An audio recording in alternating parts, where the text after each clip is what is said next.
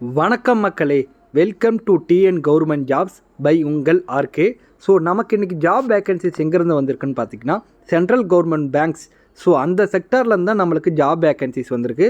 மொத்தம் எவ்வளோ வேக்கன்சிஸ் அப்படின்னு பார்த்தீங்கன்னா ஆல் இந்தியா வேக்கன்சிஸ் பார்த்தீங்கன்னா 10,227 வேக்கன்சிஸுங்க. இது வந்து ஒரு ஹியூஜ் வேக்கன்சிஸ். ரொம்ப நாளாக இது வந்து எதிர்பார்த்தது வேக்கன்சிஸ் இப்போ தான் வந்து விட்ருக்காங்க நோட்டிஃபிகேஷனு. ஸோ நம்ம தமிழ்நாட்டுக்கு எவ்வளோ வேக்கன்சிஸ் பார்த்தீங்கன்னா மொத்தம் 894 வேக்கன்சிஸ்ங்க. இதுக்கு 38 மாவட்டத்தை சேர்ந்த ஆண்கள் மற்றும் பெண்கள் இருப்பாளருமே வந்து அப்ளை பண்ணிக்கலாம். உங்களுக்கான ஆரம்பகட்ட சம்பளமாக 33,000 ரூபா வந்து சேலரி இருக்கும் அப்படின்னு வந்து சொல்லியிருக்காங்க. நீங்கள் ஏதாவது ஒரு டிகிரி முடிச்சிருந்தாலே போதும் எலிஜிபிலிட்டி.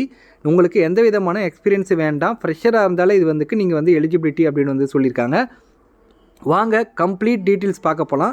அதுக்கு முன்னாடி நம்ம சேனலை நீங்கள் இன்னும் சப்ஸ்கிரைப் பண்ணலைன்னா சப்ஸ்கிரைப் பண்ணிங்க.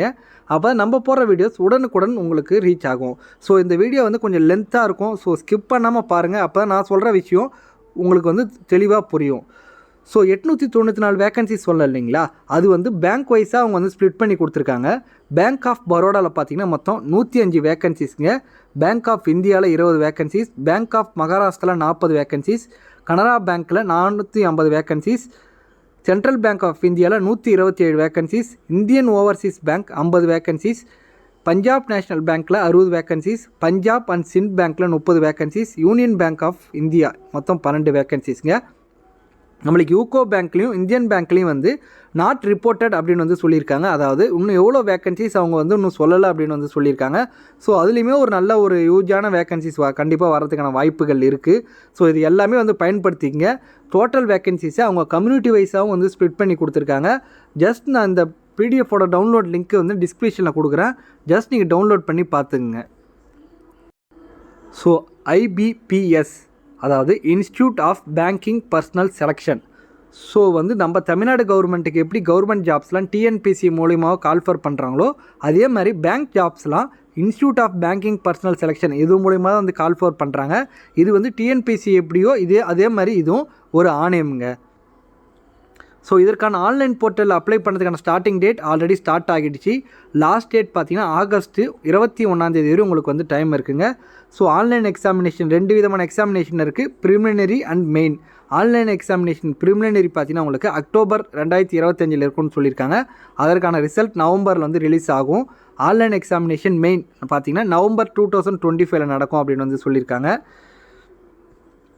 ஸோ அடுத்தது வந்து பார்த்திங்கன்னா என்னென்ன பேங்க்லாம் இது வந்து பார்ட்டிசிபேட் பண்ணுறாங்க அப்படின்னு சொல்லிட்டு உங்கள்கிட்ட ஆல்ரெடி சொல்லிட்ட வேக்கன்சிஸோ. ஸோ அதை பற்றி நான் உங்களுக்கு எக்ஸ்பிளைன் பண்ண தேவையில்லைன்னு நினைக்கிறேன். ஸோ கஸ்டமர் சர்வீஸ் அசோசியேட் இந்த போஸ்டிங்க்கு தான் அவங்க வந்து ரெக்குவயர்மெண்ட் பண்ணுறாங்க. ஸோ இதற்கான சம்பளம்னு பார்த்தீங்கன்னா உங்களுக்கு பேசிக் பேவாக 24,050 ரூபா பர் மந்த்துக்கு இருக்கும் அப்படின்னு வந்து சொல்லியிருக்காங்க. அலவன்சஸ் எல்லாம் சேர்த்தா உங்களுக்கு ஸ்டார்டிங் சேலரியாக 33,000 ரூபா வரும்னு உங்களுக்கு வந்து எதிர்பார்க்கலாம். இது வந்து ஒரு பர்மனெண்ட் சென்ட்ரல் கவர்மெண்ட் ஜாப் தாங்க. ஸோ தாராளமாக தைரியமாக நீங்கள் வந்து அப்ளை பண்ணலாங்க.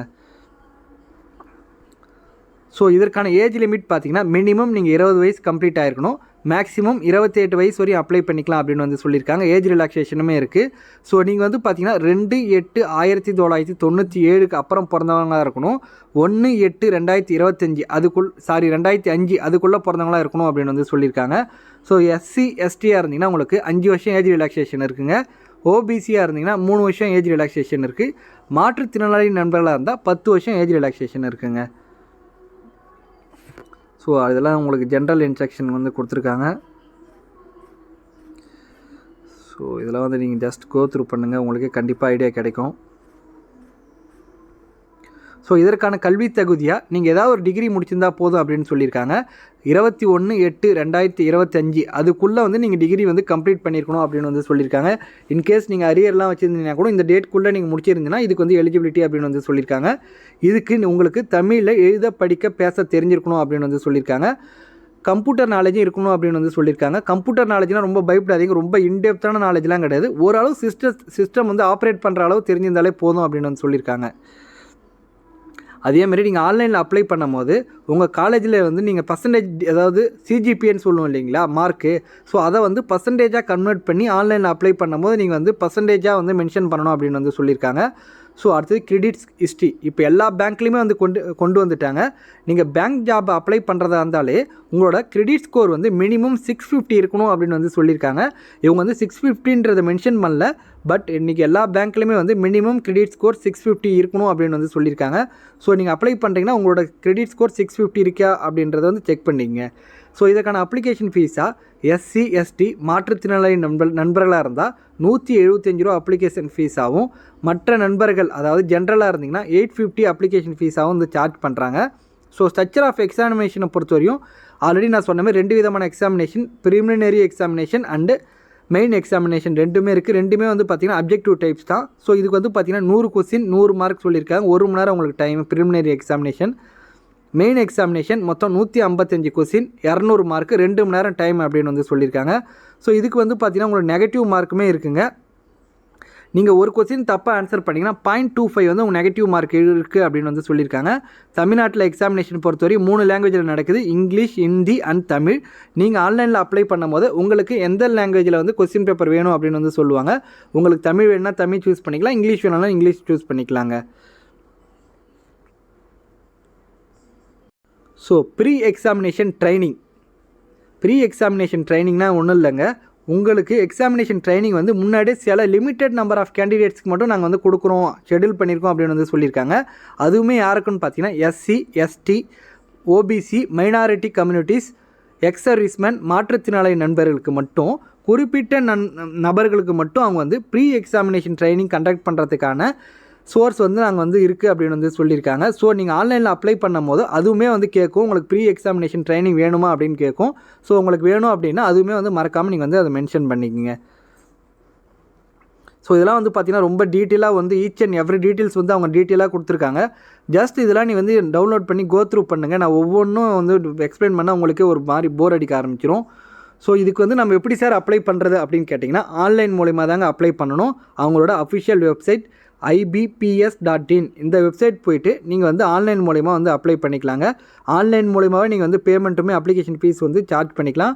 ஒன்ஸ் நீங்கள் வந்து இதெல்லாம் ஆன்லைன் அப்ளிகேஷன்லாம் முடிச்சிட்டிங்க அப்படின்னா அந்த ரெசிப்ட் வந்து பிரிண்ட் அவுட் எடுத்துக்க சொல்கிறாங்க. உங்களுக்கு ஃப்யூச்சரில் வந்து கண்டிப்பாக ரெஃபருக்கோ யூஸ் ஆகும், ஏதாவது டவுட்னா நீங்கள் செக் பண்ணிக்கலாம் அப்படின்னு வந்து சொல்லியிருக்காங்க.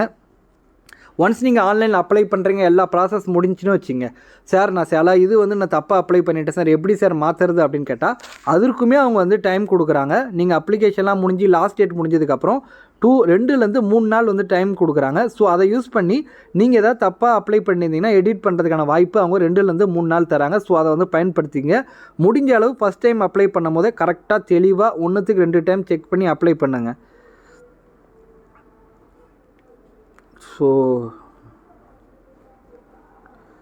ஸோ எந்த விதமான இன்டிமேஷனாக இருந்தாலும் இமெயில், எஸ்எம்எஸ் மற்றும் அவங்களோட அஃபிஷியல் வெப்சைட்டில் தான் நாங்கள் வந்து தெரிவிப்போம். ஸோ ரெகுலராக வந்து உங்கள் மெயில் ஐடி, கரெக்டான மொபைல் நம்பர், அதேமாதிரி அவங்களோட அஃபிஷியல் வெப்சைட்டை அடிக்கடி செக் பண்ண சொல்கிறாங்க. எந்த இதாக இருந்தாலும் அதில் தான் நாங்கள் அனௌன்ஸ்மெண்ட் பண்ணுவோம் அப்படின்னு வந்து அவங்க டீட்டெயிலாக தெளிவாக கொடுத்துட்டாங்க. ஸோ எக்ஸாமினேஷன் சென்டர் வரையும் தமிழ்நாட்டில் பார்த்தீங்கன்னா ப்ரிலிமினரி எக்ஸாமினேஷன் எங்கெங்கே நடக்குன்றது ஃபஸ்ட்டு காலம் இருக்குது இல்லைங்களா, சென்னை, கோயம்புத்தூர், தருமபுரி, திண்டுக்கல், ஈரோடு. ஸோ இங்கெல்லாம் வந்து உங்களுக்கான ப்ரிலிமினரி எக்ஸாமினேஷன் வந்து நடக்குங்க. மெயின் எக்ஸாமை பொறுத்த வரையும் சென்னை, கோயம்புத்தூர், மதுரை, நாமக்கல், சேலம், திருச்சிராப்பள்ளி, திருநெல்வேலி, வேலூர், விருதுநகர். ஸோ இங்கெல்லாம் வந்து உங்களுக்கான மெயின் எக்ஸாமினேஷன் சென்டர் இருக்குது அப்படின்னு வந்து சொல்லியிருக்காங்க.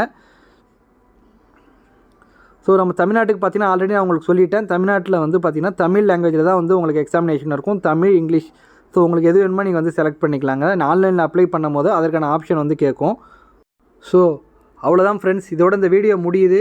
இந்த வீடியோ பிடிச்சிருந்துச்சுன்னா லைக் பண்ணுங்கள், ஷேர் பண்ணுங்கள் மற்றும் உங்கள் நண்பர்களுக்குமே வந்து தெரிவிங்க. ஏன்னா ஒரு ஹியூஜ் வேகன்சிஸ், ஒரு நல்ல ஆப்பர்ச்சுனிட்டிஸ் உங்கள் ரிலேட்டிவ், ஃபேமிலி எல்லாருக்குமே வந்து ஷேர் பண்ணுங்கள். உங்களுக்கு எதாவது டவுட்டாக இருந்துச்சுன்னா கண்டிப்பாக கமெண்ட் பண்ணுங்கள், நான் கண்டிப்பாக ரிப்ளை பண்ணுறேன். Thank you so much for your support friends. Tata, bye, C you later.